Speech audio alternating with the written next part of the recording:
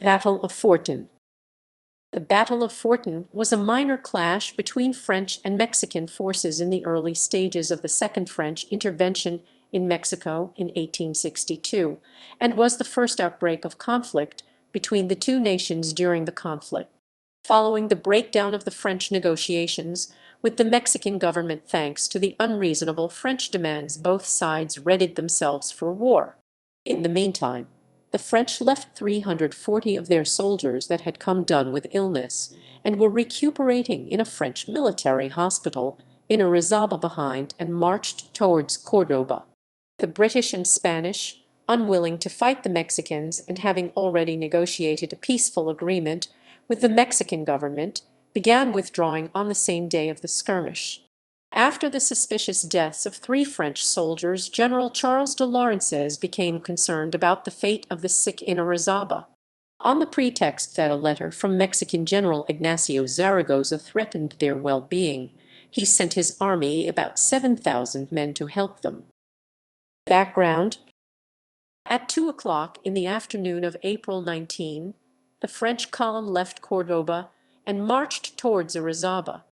At 5 o'clock, near the city of Fortín de las Flores, a Mexican officer appeared before the vanguard and told the French he wished to parley with de Lorencez.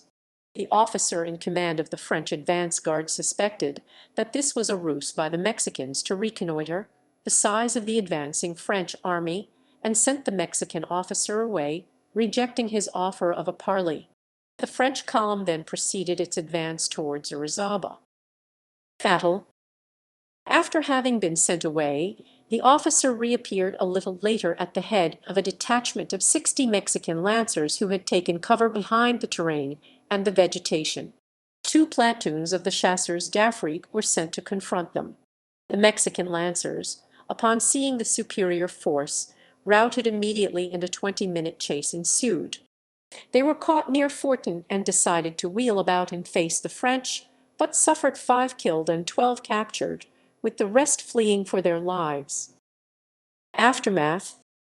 Upon hearing the news of the engagement, General Ignacio Zaragoza, who was near Orizaba, set off for Puebla in the evening. The next day Charles de Lorencez entered Orizaba. He made a proclamation there justifying his conduct by the vile attack with which Zaragoza would have threatened French patience had he not fled.